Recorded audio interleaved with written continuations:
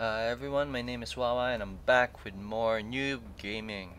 Today we're gonna watch a PvP match and it's gonna be by Encarnate here, spawning as the red Protoss, and Sean here, spawning as the blue Protoss down the south. And it's gonna be in the Blistering Sands, the very famous Blistering Sands. This is very famous, I could say.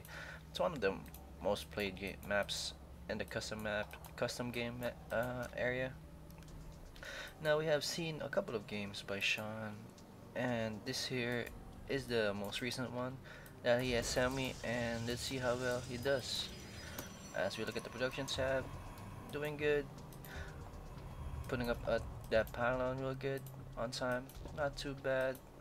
I have to say that I've pretty much enjoyed Sean playing, and I've noticed that he really does improve throughout all of his replays, that each replay is a little bit better than his other one or his older one. So yeah, that's a pretty good style, pretty good developing by Sean. As we see Chrono Boost here being used very well on time, and the gateway here going down for Incarnate already. Actually, it's the same time as Sean, so not too bad, not too bad, pretty much good. Now we are gonna be using this map again, the novice setting, and it still has these blistering rocks right at the front door, and this highlight just over here at the back door. I mean, where the back door used to be. So I'm looking forward to see some Colossus in this game.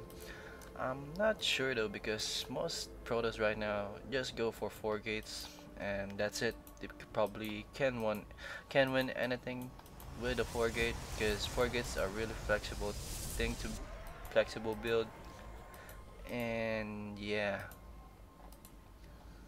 as we see a cybernetic score already for Incarnate here, so maybe Incarnate here is a little bit ahead at this point, but looking at the harvester count, he's not really that much ahead, so it's not too bad yet for Sean, and it's actually looking good, bringing out that first zealot, which is always good, not too bad.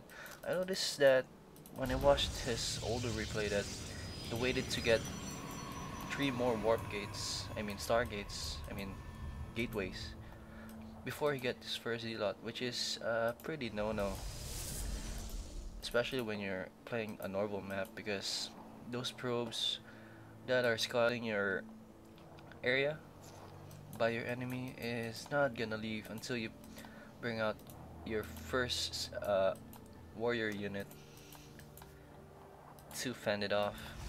But yeah, it's still a novice map right now, so really can't say that much. As we see warp gate technology here being researched by Sean, and one more gateway, the second gateway coming up already for Sean. Are we seeing the same thing here for Incarnate? Nope, he's building a forge and still chrono boosting his units, his worker units. And a robotics facility, wow. So he's going pretty high up the tech ladder already, as well as getting that second assimilator. So we might see some Colossus here from Incarnate, so it might not disappoint me by expecting Colossus, as we will see when this thing turns out, as a third gateway going down here for Incarnate, and the third gateway coming down for Sean, as well as a robotics facility also. So I hope I see some observers first out there, because scouting here is really important, especially in novice maps, because you really can't get any scouting done at all if you don't have any flying units. That's why Zerg here is the race that can do the earliest scouting with those overlords flying. And yep, we are seeing an observer right here for Incarnate. Very good job. Pretty happy about that. That means he's gonna be the first one to do some scouting here. And as we see Sean here getting the Swap Gate technology finished and chrono boosting some What is he chrono boosting over here? Oh man, that was a misplaced chrono boost right there. But it's okay. He's still doing good with his chrono boost. Looking at the MP of the Nexus is still pretty looking good. It's looking low and pretty nice. As we see 4 gateways here for Incarnate. Wow. So this is a pretty techy build for Incarnate right now. As we see this forge, not even using any research at all. So I'm not sure why he built that so early. It could have made some cannons right now, but I'm not sure. As we see a Twilight Council also going up for Incarnate, and he is also not using the Twilight Council. Not even for upgradings. But it's a different story here with this Sean, as he's just using these 3 warp gates right now as the 4th one comes up. And also the immortal here. Wow, good job getting the immortal.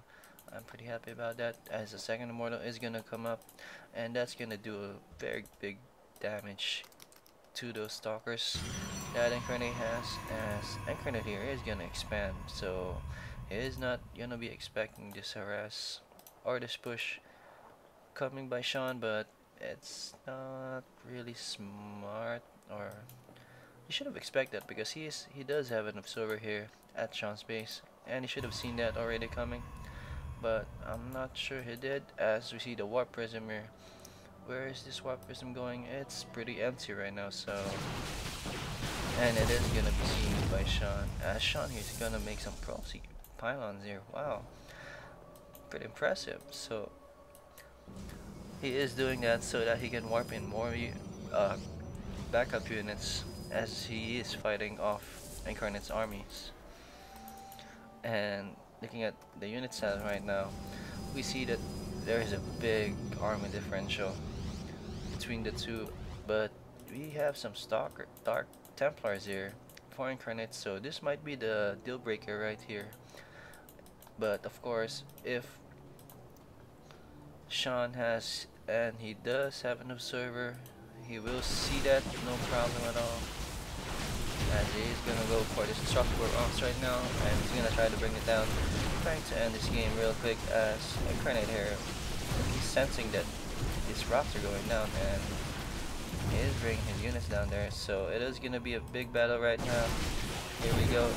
These Dark Templars doing a harassing job, as this observer is gonna come in, and those Templars are not gonna do that much damage anymore, and gonna go down real quick to those stalkers, especially those immortals. Immortals are really powerful, as this expansion here and the Nexus is gonna go down to this army. I don't think. Oh, good shield using. Good use of the shield by Sean there, blocking those probes to getting away, and for backup to come in for Incarnate, as you see the 5 zealots here trying to kill one of these stalkers, which is gonna be a big fail, and using more of those force fields by Shauna, which is a pretty good job, trying to keep those zealots at bay, not touching any of those stalkers. And this will be a pretty one-sided game again, and because I don't see any way that Incarnate here is gonna be fending off these units. But his big problem though is that he has 7 warp gates, I mean 8 warp gates. Wow, that's a big problem. That's a big macro build right there, but Sean here didn't let it to make it to a macro game, and he's gonna try to finish it off early, and as he will do finish it off early, killing off these warp gates one by one, and that is it.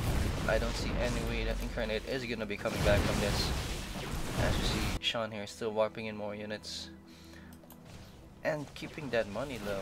Still pretty good, so he's making more units as he is stacking, and he's also building an expansion, so good job by that. That's one common rule that Day9 has said, and that pro players are doing, that if you are gonna push might as well expand, because that's one of the big reasons why people push. And but not really people, not really a lot of people do that. So yeah, and I hope you guys enjoy that. Good job, Sean.